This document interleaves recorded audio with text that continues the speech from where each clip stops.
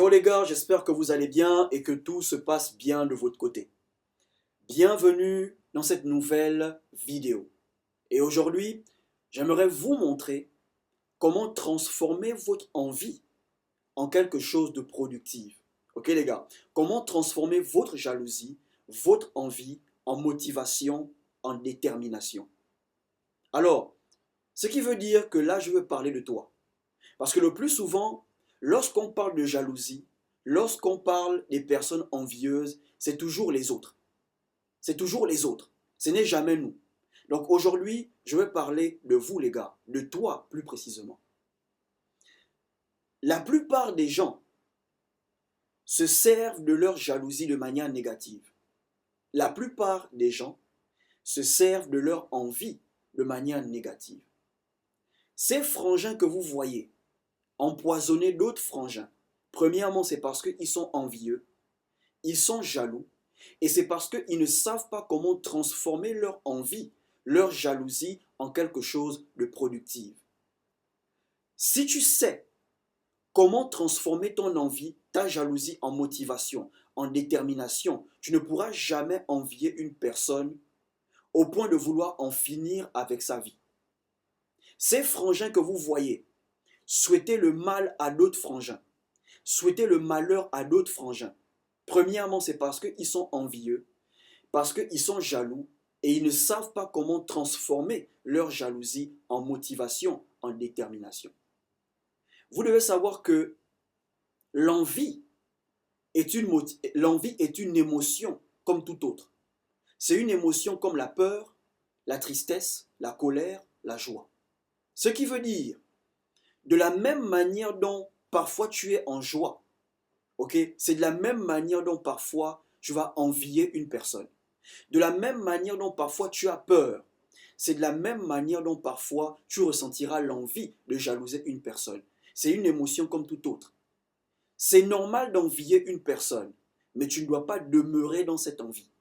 C'est normal de jalouser une personne en passant, mais tu ne dois pas demeurer dans cette jalousie.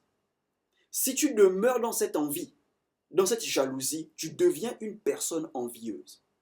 Et lorsque tu es une personne envieuse, tu passes à une autre étape qui est celui d'être une personne aigrie. Parce que avant d'être aigri, tu dois être envieux. Une personne envieuse, c'est une personne qui envie l'autre, même pour un rien. Petit truc, tu envies l'autre. Petit truc, tu envies l'autre. Bon, là, tu es une personne envieuse. Et lorsque tu es une personne envieuse, la dernière étape, c'est être aigri. Les personnes aigries sont des personnes qui ont développé une certaine amertume. Premièrement, envers la vie. Ils sont amers envers la vie. Ils sont amers envers les autres. Et parfois, ils sont amers envers eux-mêmes.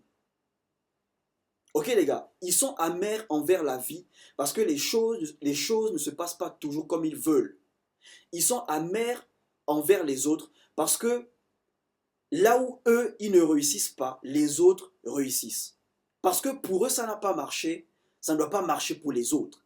Donc, ils ont développé une certaine amertume envers les autres. Et ils sont amers envers eux-mêmes parce qu'ils ne s'aiment pas. Ils n'aiment pas leur vie, ils ne s'aiment pas eux-mêmes. Et l'endroit où vous allez le plus trouver les personnes aigries, c'est sur Facebook. Oh oui les gars, croyez-moi. Il n'y a pas des personnes aigries sur YouTube, mais il y a des personnes aigries sur Facebook. Sur YouTube, les commentaires sont encore gentils, mais sur Facebook, les commentaires sont terribles, les commentaires sont horribles. Un couple poste sa photo sur Facebook. Allez lire les commentaires. Vous n'allez pas durer ensemble. Vous allez vous séparer. L'engouement est proche. Pour nous, a commencé comme ça, mais on a fini par me quitter. Elle va te tromper. Il va te tromper. Parce que pour eux, ça n'a pas marché. Pour les autres, ça ne doit pas aussi marcher. Parce que ça n'a pas marché pour toi, ça ne doit pas aussi marcher pour l'autre. Si tu arrives à ce niveau, c'est que tu es aigri. Sur Facebook, les gens sont aigris. Ils ont développé une certaine amertume envers la vie, envers les autres et envers eux-mêmes. Et je ne veux pas que vous soyez dans ce groupe de personnes qui sont envieux et aigris. Voilà pourquoi je vais vous montrer comment transformer votre envie en quelque chose de productif. Pour ne pas vous retrouver à envier un frangin au point de vouloir l'empoisonner. Le frangin vit en Europe. Il est venu passer les fêtes au pays. Parce que tu es aigri, tu arrives au point où tu veux l'empoisonner. Tu arrives au point où tu veux en finir avec sa vie. Je ne veux pas ça de vous. Ok les gars? Maintenant, comment transformer votre envie en quelque chose de productif, en motivation, en détermination? Et avant de vous dire, le problème avec les personnes envieuses, c'est que elles n'envient jamais le parcours de la personne. Elles envient seulement le résultat. Donc, les personnes envieuses ne cherchent pas à savoir comment l'autre a fait pour se retrouver à l'étranger. Comment l'autre a fait pour avoir la vie de rêve qu'il mène aujourd'hui. Non. Parce que les personnes envieuses ne veulent pas passer par les mêmes difficultés que l'autre est passé. Les personnes envieuses ne veulent pas expérimenter les échecs que l'autre a expérimentés pour être là où il est aujourd'hui. Ils veulent seulement avoir le résultat de l'autre. Ils veulent seulement vivre la belle vie de l'autre, mais ils ne veulent pas passer par les échecs, par la souffrance, par les nuits blanches que l'autre est passé. En quelque sorte, les personnes envieuses sont des personnes feignantes. Et si tu es une personne envieuse, si tu es un homme envieux, tu es un homme feignant. C'est parce que tu n'aimes pas travailler que tu envies la position de l'autre. C'est parce que tu n'aimes pas travailler que tu envies la belle vie que l'autre est en train de vivre. Les personnes envieuses croient qu'elles méritent quelque chose sans souffrir. Elles méritent avoir la place de l'autre sans souffrir. Parce que pour être au sommet, tu vas devoir passer par des échecs. Tu vas devoir passer par le doute. Tu vas devoir passer, parfois tu vas douter de toi-même. Parfois tu vas pleurer dans l'ombre, dans le noir. Et les personnes envieuses ne veulent pas passer par là. Ils veulent seulement se retrouver au sommet. Donc les personnes envieuses n'envient jamais le parcours, n'envient jamais les échecs des autres, n'envient jamais les souffrances, mais ils envient juste le résultat de l'autre. Si vous voulez être capable de transformer votre envie en quelque chose de productif, vous devez savoir que derrière chaque émotion, il y a un message. Il y a un message qui se cache derrière chaque émotion. Ok? Derrière la peur, il y a un message qui se cache. Derrière cette colère que tu ressens, il y a un message qui se cache. Par exemple, le but de la peur, c'est de nous protéger de l'inconnu. C'est de nous protéger de certaines situations. Et ça dépend du contexte. Ok? Par exemple, tu rentres chez toi. Il se fait tard. Il est 1 heure, 2 heures, voire même 3 heures. Tu marches. Tu es dans ta ruelle, tu marches. Et à quelques kilomètres à distance, tu vois 2 gars. Ils sont armés. Ok? Ils ont des machettes ou ils ont des battes. Ils viennent vers toi. La peur que tu ressens à cet instant est tout simplement en train de te dire échappe-toi. Fuis. Fais demi-tour. Ok? Tu n'es pas armé. Tu n'as rien sur toi. Ne joue pas les héros. La peur que tu ressens est tout simplement en train de te dire échappe-toi. Fais demi-tour. Sauve, ok? Fuis pour ta vie. Sauve-toi. Parce que tu n'es pas armé. Tu n'as pas de quoi te défendre. Eux, ils sont armés. Ils ont des machettes ou ils ont des battes. Ok les gars? Donc, l'information qu'il y a derrière cette peur que tu ressens, c'est de t'enfuir. Maintenant, cette peur que tu ressens, lorsque tu as envie de lancer une activité, tu es prêt, ok? Tu as envie de lancer une activité. Ces voix que tu écoutes, peut-être les gens ne vont pas aimer. Les gens vont me rejeter. Les gens ne vont pas acheter. Les gens vont m'ignorer. Ok? Cette peur est tout simplement en train de te protéger de l'inconnu. Mais à ce moment-là, tu ne dois pas écouter ta peur. Ok? Tu dois désobéir à cette peur. Parce que si tu veux savoir si ça va marcher, le seul moyen, c'est d'essayer. Donc, dans le premier exemple, tu dois écouter ta peur parce qu'il y a un message derrière. Tu vois 2 gars qui t'approchent, ils sont armés, ils ont des machettes, ils ont des couteaux. La peur que tu ressens, le message, c'est de t'enfuir. Fuis pour ta vie, sauve ta vie. Mais dans l'autre contexte, la peur que tu ressens est tout simplement en train de te protéger de l'inconnu. Mais ça ne veut pas dire que tu dois écouter cette peur. Ok les gars, donc derrière chaque émotion, il y a un message.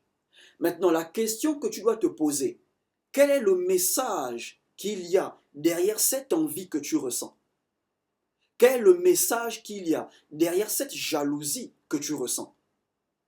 Tu envies ton pote parce qu'il a eu le bac et toi tu n'as pas eu le bac. Quel est le message derrière? Tu envies ton pote parce que lui il est parti à l'étranger après le bac, mais toi tu vas rester au pays parce que tu as échoué. Quel est le message derrière cette envie que tu ressens? Tu envies ton voisin parce qu'il a acheté la voiture et toi depuis là tu n'arrives pas à acheter ta voiture. Quel est le message derrière cette envie, cette jalousie que tu ressens? Le seul message derrière cette envie, ça veut tout simplement dire que tu dois travailler 2 fois plus. Tu es jaloux de ton pote parce qu'il a eu le bac et toi tu n'as pas eu le bac. C'est normal, tu es un être humain. C'est une émotion comme toute autre.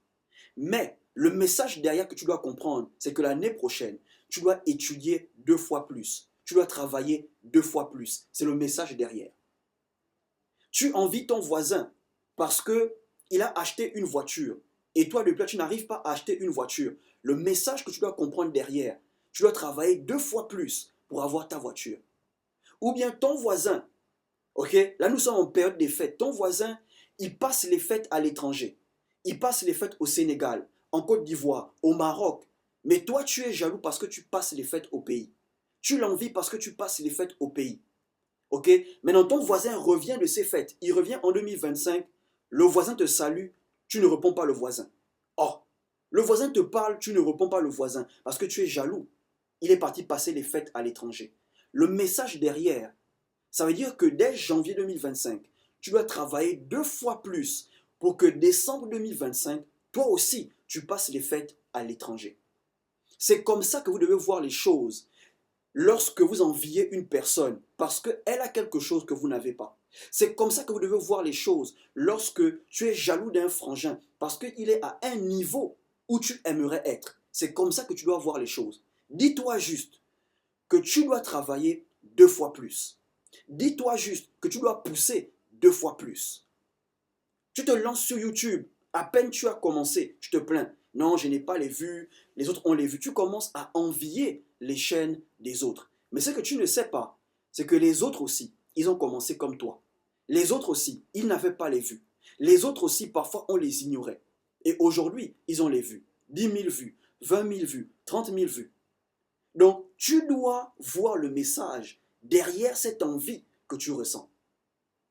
Je regardais un interview de Robert Greene, le papa qui a écrit Les 48 lois du pouvoir, l'art de la séduction et Power, pouvoir. Et il disait que la nature humaine, c'est un de ses livres. Il a écrit la nature humaine parce qu'il était en colère. Il avait une certaine colère.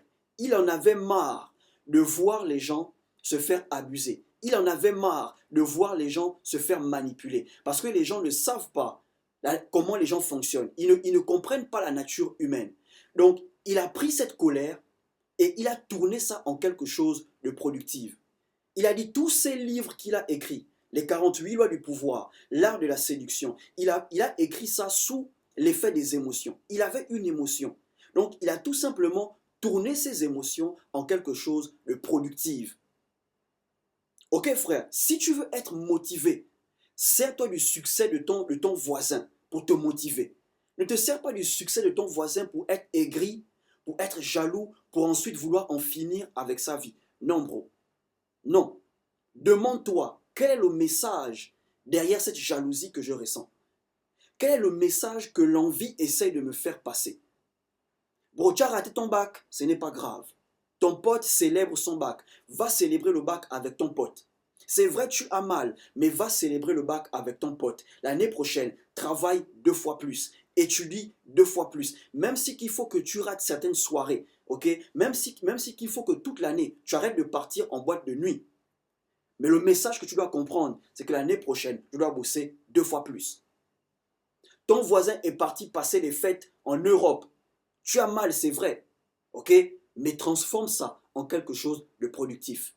Tu dois te dire, que janvier 2025, je commence à taffer dur pour que décembre 2025, le 24, je suis au Sénégal. Je profite des fêtes au Sénégal. Je profite des fêtes au Maroc. Je profite des fêtes en France. Parce que depuis janvier 2025, tu as taffé 2 fois plus. Ton voisin abaille la voiture. Toi, tu es toujours en mode piéton. Tu as mal, tu es jaloux. C'est pas grave. Ça veut tout simplement dire que tu dois travailler 2 fois plus pour que 6 mois plus tard, 3 mois plus tard, tu bailles aussi ta voiture. N'aie pas honte de dire au voisin, bro, conduis-moi devant, laisse-moi devant s'il te plaît. N'aie pas honte parce que tu sais que toi aussi, tu vas bailler ta voiture. Tu sais que dans 3 mois, dans 6 mois, tu vas aussi bailler ta voiture. C'est comme ça que tu transformes l'envie, la jalousie en quelque chose de productif. Ne reste pas là, dans cette envie, parce que tu finiras par devenir envieux. Et une fois que tu es envieux, tu finis par devenir aigri. Tu vois un frangin, il marche avec sa meuf, main dans la main. Ne sois pas envieux. Non, bro, ne sois pas envieux. Sois heureux pour le frangin. Sois heureux. Ne dis pas, regarde-moi ce bêta-là, il marche main dans la main avec sa meuf va le tromper. Non, bro. C'est pas parce que ça n'a pas marché pour toi que ça ne doit pas marcher pour l'autre. Ok, les gars, ne soyez pas des personnes envieuses. L'envie est une émotion comme toute autre. Tu ressens l'envie de jalouser une personne. Ok, tu es humain. Mais tu ne dois pas demeurer dans ça. Ça doit passer. Tu dois trouver un moyen de comprendre le message derrière l'envie que tu ressens, la jalousie que tu ressens. Ok les gars, nous tous, on peut être surpris à envier une personne, mais va célébrer avec la personne. Va célébrer le succès de la personne. Quand tu vas célébrer le succès de la personne, au fond tu sais que toi aussi, tu seras à un niveau. Tu seras à un niveau. Nous tous, nous voulons rattraper une personne qui est dans le même domaine que nous. Nous tous. Nous tous, on veut atteindre le niveau d'une personne qui est dans le même domaine que nous. Mais envier la personne ne t'aidera pas. Tu dois comprendre le message derrière l'envie que tu ressens. Ok frère, dis-moi ce que tu en penses dans les commentaires. Laisse un like, abonne-toi, partage et surtout, portez-vous bien.